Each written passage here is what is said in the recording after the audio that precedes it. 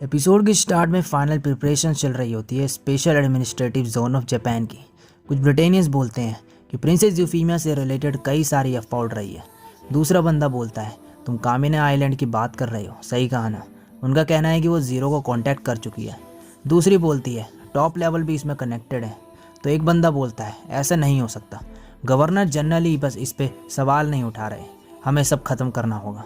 तभी डार्टन और बाटली वहाँ आ जाते हैं और उन्हें अरेस्ट कर लेते हैं और ये दोनों न्यू जोन का फ़ायदा उठा के ब्लैक नाइट्स को बाहर निकालना चाहते हैं। सुजाकू और यूफीमिया स्टेडियम में है जहाँ पे 2 लाख से भी ज़्यादा लोग रजिस्टर कर चुके हैं इस नए प्रोग्राम के लिए। सुजाकू इससे बहुत खुश होता है। यूफीमिया बोलती है ऐसा इसलिए है क्योंकि ये तुम्हें रोल मॉडल की तरह देखते हैं। सुजाकू बोलता है तुम मुझे ज़्यादा ही क्रेडिट दे रही हो, मगर यूफीमिया उसे थैंक्स बोलती है और उसे बोलती है कि मेरे सामने अब फॉर्मली बिहेव करने की ज़रूरत नहीं है तुम्हें। अब ये सारी चीज़ें न्यूज़ में भी दिखाई जाती है। सायोको और नानिली भी ये देख रहे होते हैं और नीना गैनीमेड नाइटमेयर के स्टोरेज रूम में होती है और बोलती है अगर ये प्रिंसेस यूफीमिया का आइडिया है तो ये सही होगा। लेलूस गुस्से में है ये जान के कि ताइजो किरिहारा जो क्योटो हाउस का लीडर है इस आइडिया को सपोर्ट करता है। दूसरी तरफ इस नाइजल कॉर्नीलिया को कॉन्टैक्ट करता है और बोलता है उसने यूफीमिया के आइडिया को अप्रूवल इसलिए दिया जिससे ब्लैक नाइट्स ख़त्म हो सके। कॉर्नीलिया इससे बिल्कुल भी सहमत नहीं है, मगर पब्लिक सेफ्टी के लिए उसे इसे सपोर्ट करना पड़ता है। और स्नाइजल बोलता है तुम सिचुएशन को समझती हो इसलिए तुमने डार्टन को भी भेजा उसे एडवाइस देने के लिए। कॉर्नीलिया बोलती है वाइसराय होने की वजह से मैंने ऐसा किया।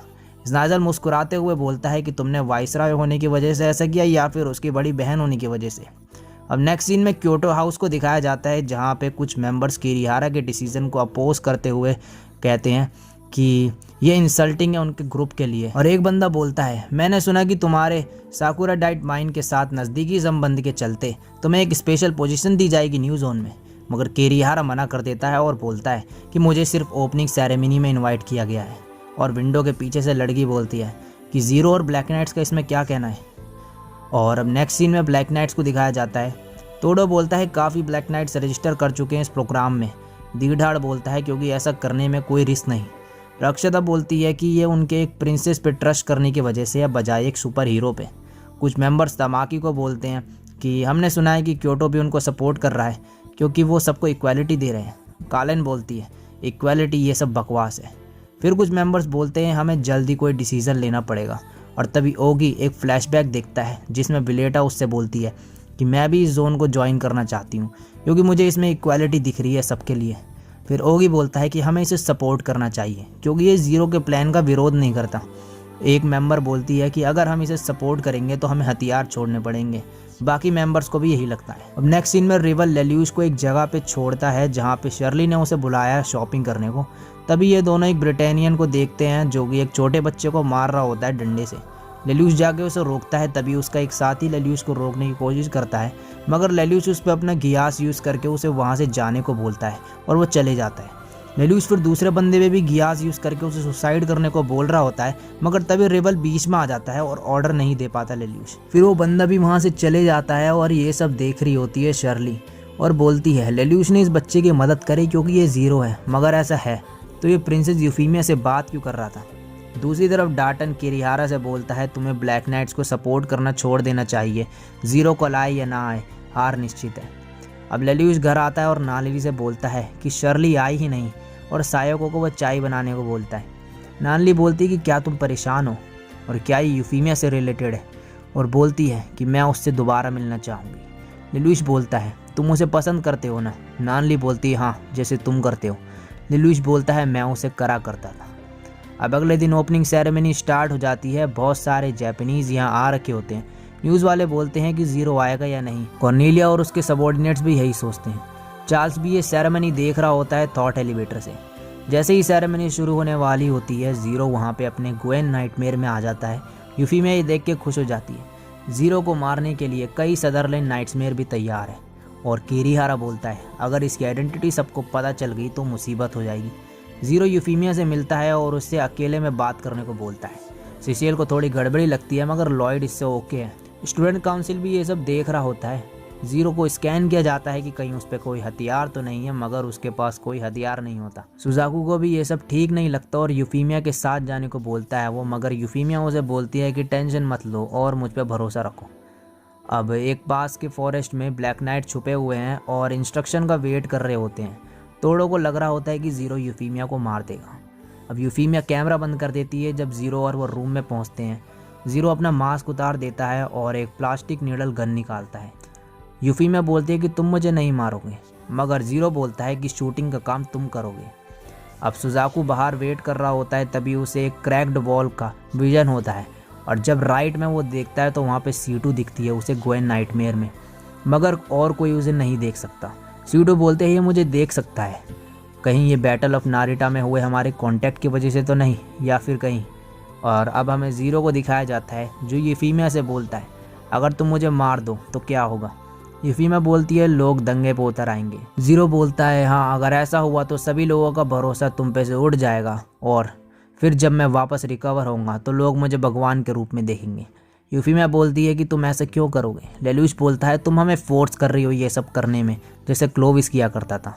और फिर वो उसे गन दे देता है, मगर तभी उसकी आंख में कुछ हो जाता है। दूसरी तरफ C2 सुजाकू से कुछ पूछने जा रही होती है कि तभी C2 की आंख में भी कुछ होने लगता है और वो बोलती है लेल्यूश अपनी लिमिट में पहुंच गया है। सुजाकू तभी C2 के पास आके उसके कंधे पे हाथ रखता है कि तभी उसे वही इल्यूजन दिखने लगते हैं और मैरियान का फेस दिखता है उसे।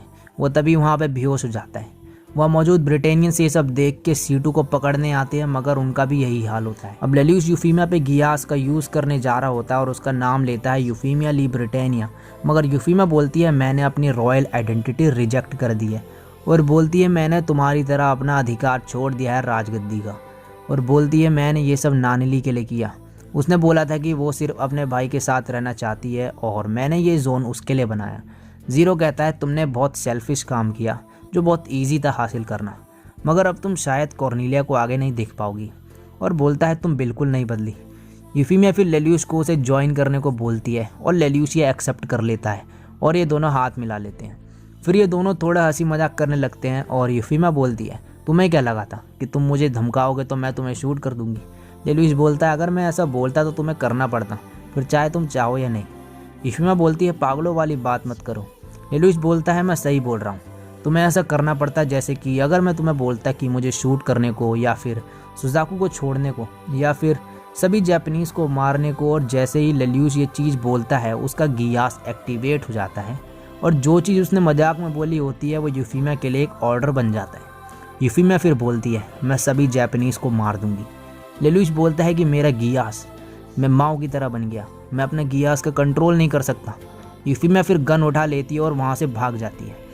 स्नाइजल को दिखाया जाता है इसके बाद जो बार्टली से बात कर रहा है प्लान से रिलेटेड चाइनीज़ फेडरेशन के साथ, और हमें ये पता चलता है कि ये दोनों जेरेमाया पे कुछ एक्सपेरिमेंट भी कर रहे हैं।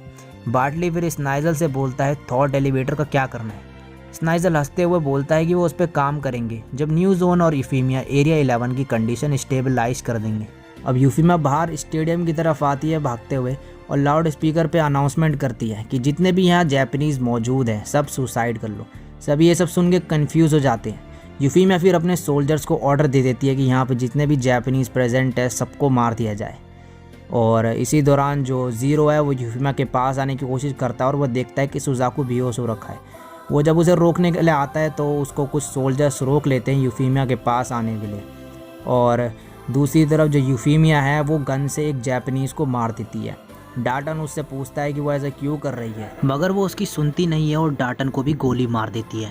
और यूफीमिया का जो ऑर्डर है वो सारे जो ब्रिटेनियंस है वो मान लेते हैं इसके बाद, और सभी जापानीज़ को वहाँ मौजूद जो स्टेडियम में है सबको मारने लगते हैं और यहाँ पे खून खराबा हो जाता है पूरे स्टेडियम में। अब सुजाकू उठ जाता है और ये सारा जो अटैक चल रहा है ये रोकने की कोशिश करता है, मगर जो कॉर्नेलिया के एक नाइट है वो उसी को मारने के लिए लग जाता है क्योंकि वो भी एक जापानीज़ होता है। ज़ीरो भी वहाँ से बाहर आता है स्टेडियम की तरफ ये सब रोकने के लिए, लेकिन सामने एक बूढ़ी औरत होती है जो उसके पैर पकड़ने लगती है और बोलते हैं कि हमें बचा लो ज़ीरो, और वहीं पे मर जाती है।